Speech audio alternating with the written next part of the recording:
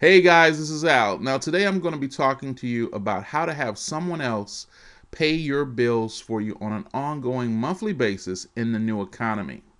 Now, this is a diagram that basically talks about people's common bills each month. You have mortgage or rent payment, your car insurance, your food, your utilities, your health insurance, your clothing, miscellaneous items, and you could add more and more things depending on what your individual payments are for different things.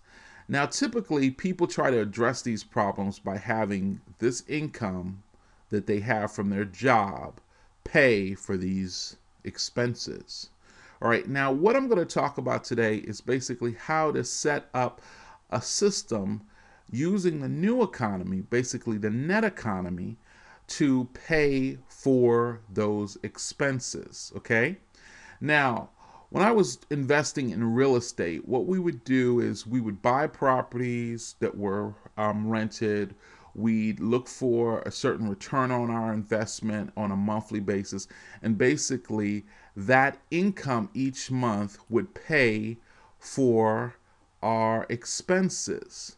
So, what happens here is that we would buy a property and we'd probably net out maybe $1,500, maybe $3,000 a month, and that would pay for a lot of our expenses. So that's basically what we're talking about in real estate. But the new economy works similarly, but there are just differences in how much we're paying for having somebody else pay our bills. And what we're talking about is net real estate. All right, now let's look at this example over here talking about real estate. All right, so typically you have a regular mortgage payment, you have property maintenance, you have property taxes, you have tenant problems, tenants playing the music too loud, not doing what they need to do as far as the terms of the lease goes. Then you may have court filings to resolve those matters if they, for example, if they don't pay the rent on time and it's ongoing.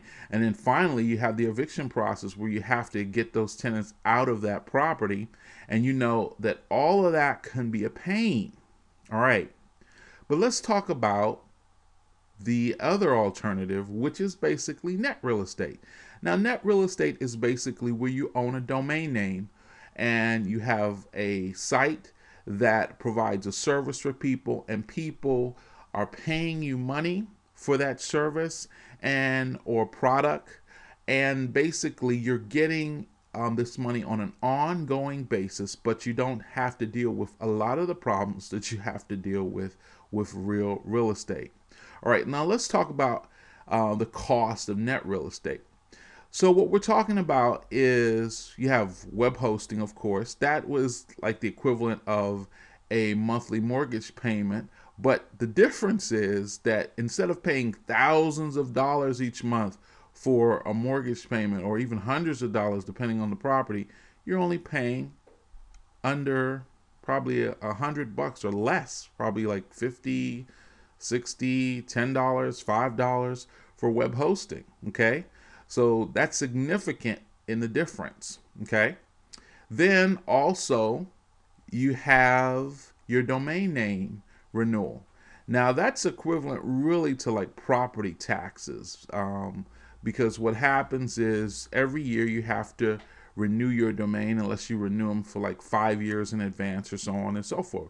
So that's equivalent to property taxes, except again, once again, property taxes may be thousands of dollars or hundreds of dollars depending on the property, and then domain renewals are only like maybe $6, $7, maybe $11, or at the maximum maybe $12 or $15. Okay, so that's significant.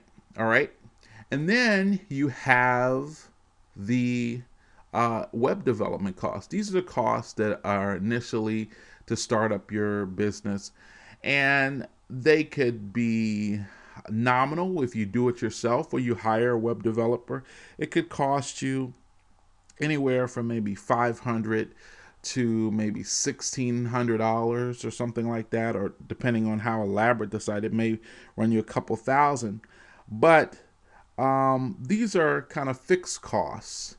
Whereas if you were trying to equate them to something else, like let's say property maintenance, those costs are variable costs and they go up, and they are ongoing. And then also web maintenance. Web maintenance could be nominal. You pay somebody like maybe $20 to tweak something for you, and that's it. And then or it could be maybe $50 depending on how elaborate the tweaking is. But if you have good web development, you don't need to do a lot of tweaking. And a lot of the web programs now are CMS or content management systems, which allow you to do your own tweaking. Okay, so now you see the difference. But what if I told you that the web development and creating a website would be the same as you actually having real estate? What if I told you that you actually creating a website would yield you the same type of income that you would have if you just started different websites on different topics? And that's what we're going to talk about. Basically, you can create the type of income that you want. You don't need a bank loan. You don't need a whole lot of startup capital, by just creating web properties that pay for these expenses. You can have a web property paying you $500 a month, $600 a month, $1,500, $3,000 a month, depending on what type of service or product that you offer.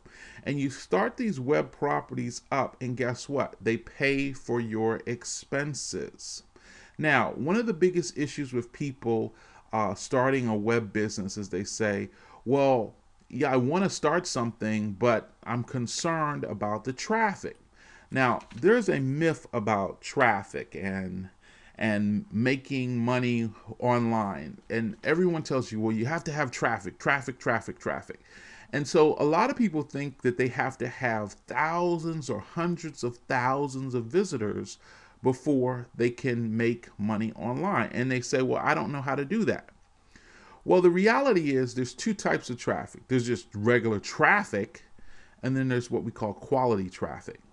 Now, a lot of people that are online, they focus on this, the big numbers. They say, well, I want 300,000 visitors. But what they don't realize is that a lot of the people that come to your site are not necessarily going to give you any type of money. You may make some money off of them as far as, selling them some basic things, or you may have ads on your site that people click and then you make some money. But you really want to focus on this thing, and this is quality traffic. And that means that you have less visitors per se, but they're quality visitors because they're coming for a specific niche. They're coming for a specific thing. They're coming for a specific service. And so what happens here, some of the sites that have the least amount of traffic actually make the most amount of money. And that's the point that I'm trying to make.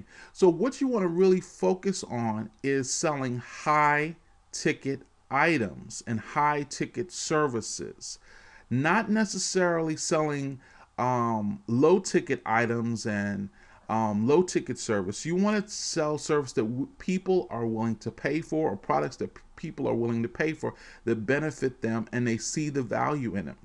So what happens is you sell those products, and then those products are typically things that are life-changing products. And that's what we focus on. Establishing things that are life-changing products that they need on an ongoing basis. Now, let me explain what that means. All right.